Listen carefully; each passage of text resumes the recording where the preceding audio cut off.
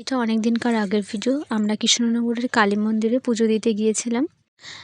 আমার মেয়ে যখন পেটে ছিল তখন আমার হাসব্যান্ড মানত করেছিল যে যদি আমার মেয়ে মানে যে আর পৃথিবীতে আসবে সে যদি সুস্থ সবলভাবে হয় তাহলে ওখানে গিয়ে পুজো দিয়ে আসবে। এতদিন পুজো দিতে যাওয়া হয়নি কারণ বিভিন্ন কারণে আমরা ব্যস্ত ছিলাম। তাই আজ সময় হয়েছে আমাদের পুজো দিতে যাওয়ার। তাই আমরা সবাই মিলে বেরিয়ে পড়েছি পুজো দিতে যাওয়ার উদ্দেশ্যে। আমার মেয়ে যখন পেটে ছিল তখন আমার একটু প্রবলেম হয়ে গেছিলো, তো ডাক্তার ভয় দিয়েছিল।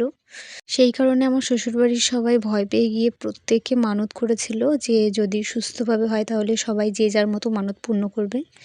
বিশ্বাস করো, আমি মা হয়ে আমি আমার সন্তানের জন্য কোনো মানত করিনি, কারণ আমার ঠাকুরের উপর সম্পূর্ণ বিশ্বাস ছিল যে সে আর যাই করুক আমার কোনো ক্ষতি অন্তত করবে না। আর আমি তার প্রমাণও পেয়েছি। Thank you God. আমার ঠাকুর আমার সাথে সবসময়ই ছিল, আছে, আর আশা করি ভবিষ্যতেও থাকবে, সে আমি মানত করি বা নাই করি। তবে আমার শ্বশুরবাড়ির প্রত্যেকে একটু বেশি সরল, তাই ওরা মানে ভয় পেয়ে গেছিলো, তাই মানত করেছিল। এই যে হলো কৃষ্ণনগরের কালী ঠাকুর, কত সুন্দর। আমার ক্যামেরায় অতটা বোঝা যাচ্ছে না, কিন্তু ঠাকুরটা এত সুন্দর, মানে আমি এইখান দিয়ে যাওয়ার সময় অনেকবার মন্দিরটা দেখেছি, কিন্তু ঠাকুর এই প্রথম দেখলাম। আমাদের পুজো দিতে প্রায় 12টা বেজে গেছিলো। আর আমার হাজব্যান্ড একাই পুজো দিয়েছিল, কারণ ওর যেহেতু মানত ছিল। আমি পুজোর সাথে ওর সাথে দিতে চেয়েছিলাম, কিন্তু আমি দিতে পারিনি, কারণ আমি একদম না খেয়ে থাকতে পারি না। বিয়ের আগে না খেয়ে অনেক পুজো করেছি, কিন্তু বিয়ের পরে মানে আমার বাচ্চা হয়ে যাওয়ার পরে তো একদমই না খেয়ে থাকতে পারি না, মাথা ঘুরে পড়ে যায়, বিভিন্ন রকম প্রবলেম হয়। আর আমার বাচ্চাকে যেহেতু ব্রেস্ট ফিডিং করাতে হয়, তাই জন্য সবাই বলল যে ও একাই পুজো দিক। আর এখানে গিয়ে দেখি দুটো লাইন ছিল, মেয়েদের লাইন আর ছেলেদের লাইন আলাদা আলাদা ছিল। তো আমি মেয়েদের লাইনে দাঁড়িয়েছিলাম, যে যেখানে আগে হবে সেখানে চলে যাব, কারণ এখানে পুজো দেওয়ার পর আমাদের মায়াপুরে যাওয়ার কথা ছিল।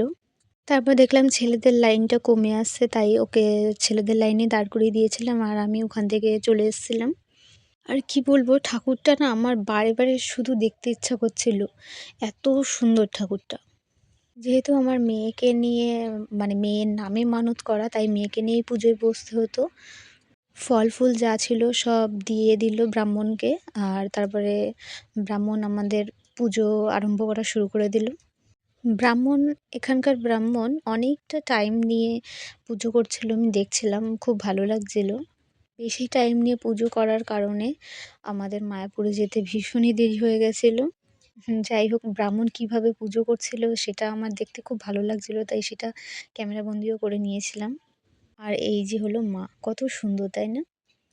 আর এখানে না দুপাশে দুটো পুরোহিত ছিল, যেহেতু একসঙ্গে প্রচুর লোক ছিল, ছেলে আর মেয়ে একসঙ্গে একা করে ওঠা সম্ভব নয়, তাই দুজনা দুপাশ থেকেই একজন মানে এক ছেলে আর মেয়ের লাইন নিয়ে একসাথে পুজো করছিল, যার কারণে আমাদের বেশিক্ষণ লাইন দিয়ে দাঁড়াতে হয়নি, তাড়াতাড়ি পুজো হয়ে গেছে।